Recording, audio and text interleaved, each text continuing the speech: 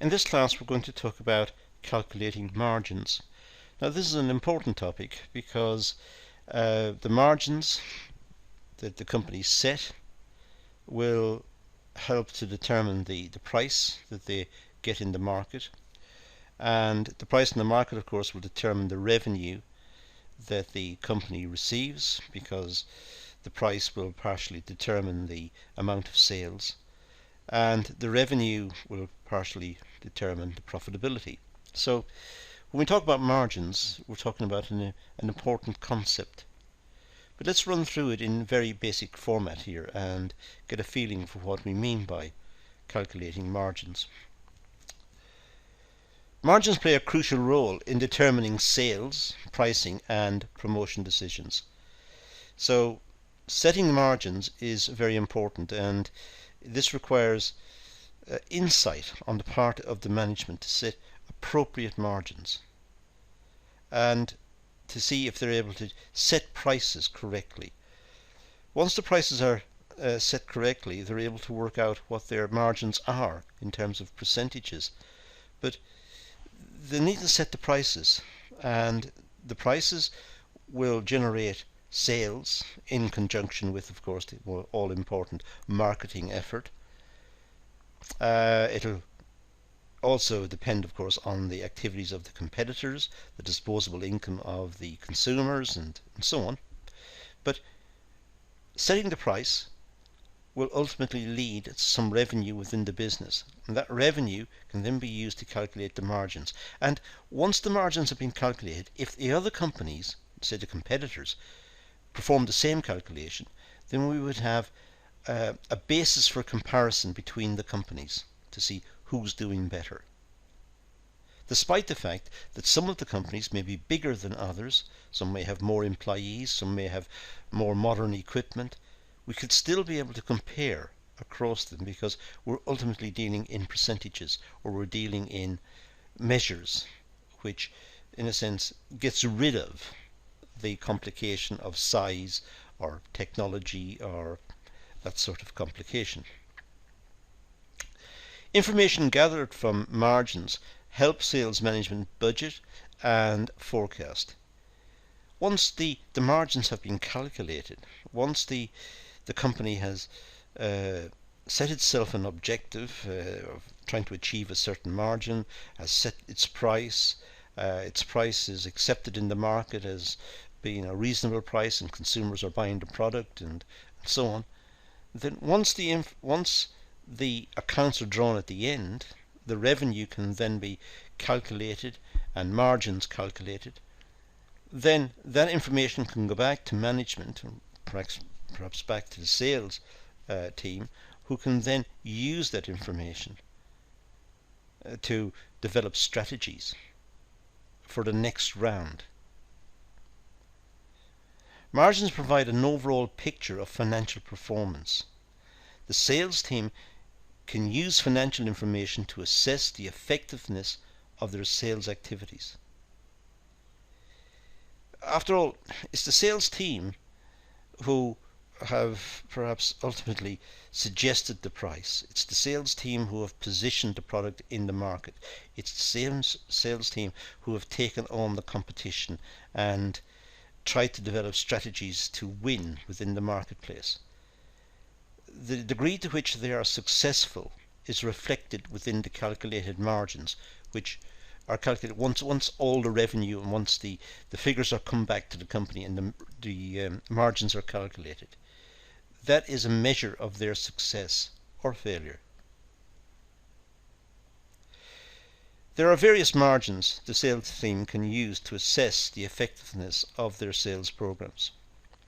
For example, they could look at profit margins, gross margins, operating margins. And so we have three. Now, profit margins. Well, profit margin is the measure of profitability and the most common margin used in the assessment of financial performance. We often talk about profit margins. This is where it fits in. This is where the term is used. Sales management can assess profit potential at three levels. So our simple expression of talking about margins has suddenly got a little bit more complicated. Now we have three different types I've just mentioned, and now we're operating at three different levels as well. For example, gross profit, operating profit, and net profit. So we have quite a few complexities now creeping in to this concept of margins. Now, calculating the margins. Well, profit margins. Net profit margins are calculated as net profit margins equals net profits divided by revenue.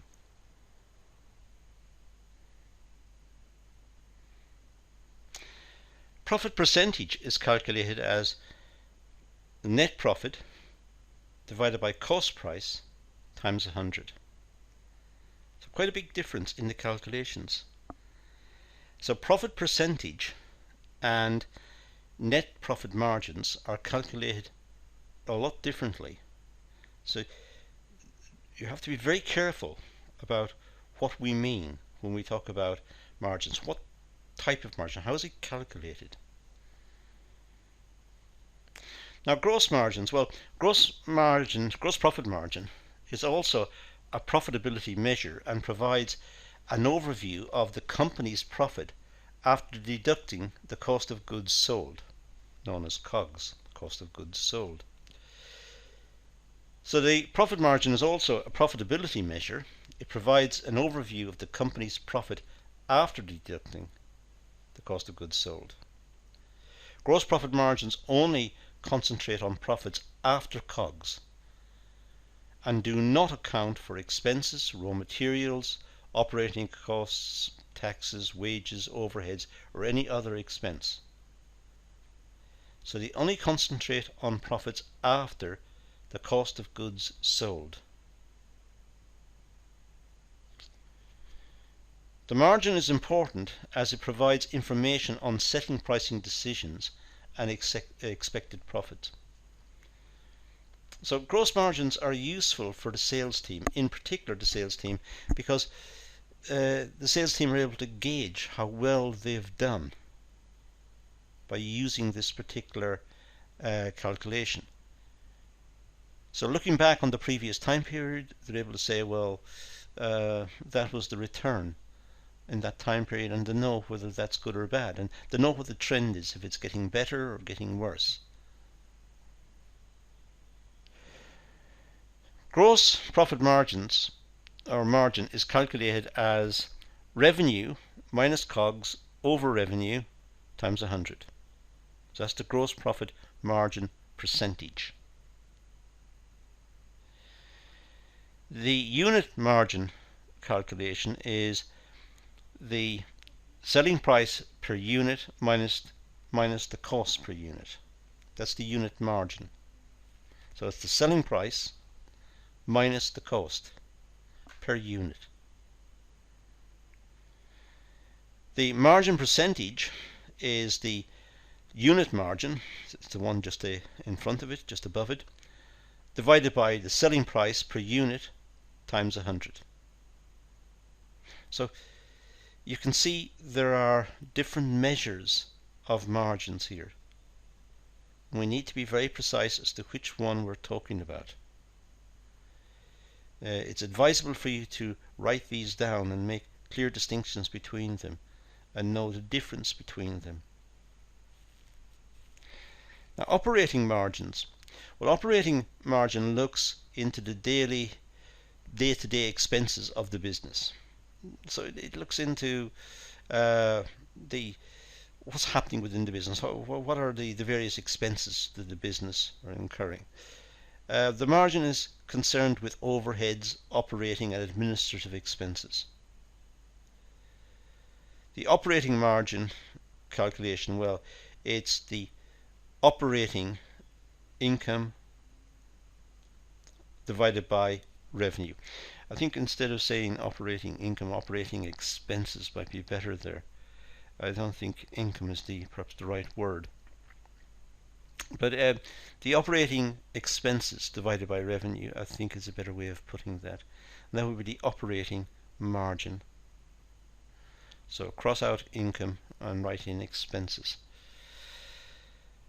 But the point is, that's the series of various measures of margin that we can calculate. The most popular, of course, being the net profit margin. That's the one we most likely think of. But the whole purpose of this short class was just to talk about different types and how they're calculated. And it's worth making a note of these. Just be aware that there are different calculations that could be used. And when we talk about margins, we need to know exactly which one we're talking about. Otherwise, we may be at cross purposes. But that's all we need to do here, so let's leave it at that and say thank you for watching.